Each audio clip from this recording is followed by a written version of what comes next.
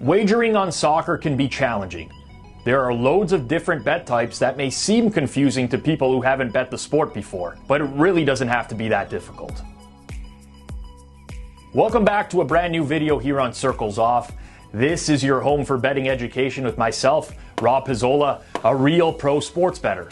Now this channel is mostly about helping you improve as a sports bettor, but with European soccer right around the corner and set to kick off again shortly, I know a lot of you are itching to dip your feet in the water. So today, I'm going to review most of the key soccer bet types that may seem overwhelming, but really aren't. When betting on major North American sports like football, baseball, basketball, or even hockey, ties are not an option nowadays. In soccer, ties are common.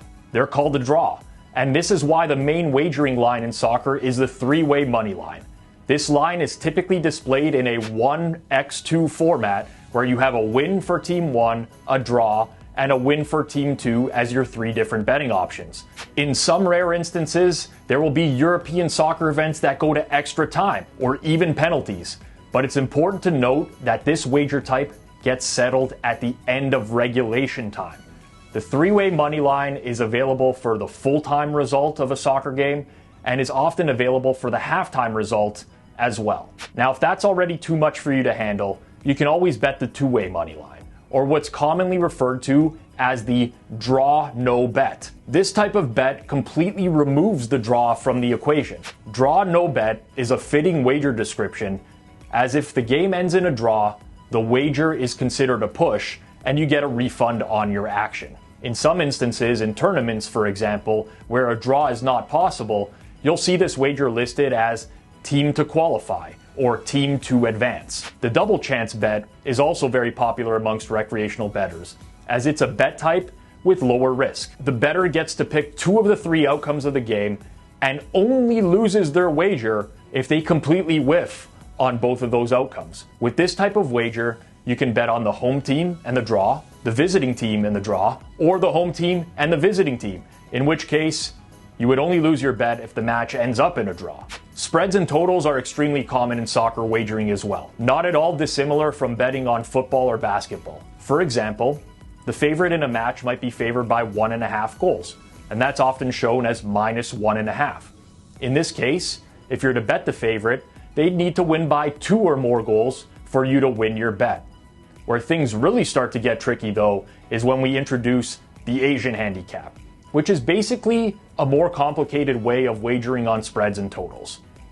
Asian handicaps allow bettors to split their wagers across two different bets. Let's take a look at Arsenal and Nottingham Forest on opening weekend. Arsenal is favored by 1.75 on the Asian handicap. I can either bet on the Gunners at -1.75 or take the underdog Forest at +1.75. For purposes of this example, let's say I take Forest at +1.75. Half my bet is allocated to Forest +1.5. The other half is allocated to Forest +2. We simply round to the nearest half goal. How about Everton -0.25 hosting Fulham on that very same day? You guessed it. Half your wager is on Everton -0.5 goal. The other half is on Everton -0, otherwise just known as a pick'em.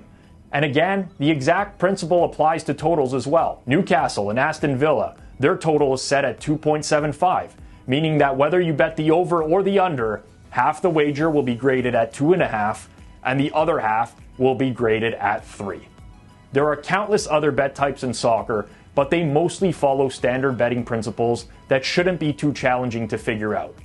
This should at least set you on the right path in making sure that you're never confused when you're looking at any soccer odds screen. In my next video, I'll offer up some betting tips for recreational bettors to help ensure that you're always in the best position to succeed when it comes to betting on soccer. Make sure you're subscribed right here to Circles Off. Turn on notifications by hitting that bell button below. And if today's video helped you out in any way, make sure you let us know by smashing that like button.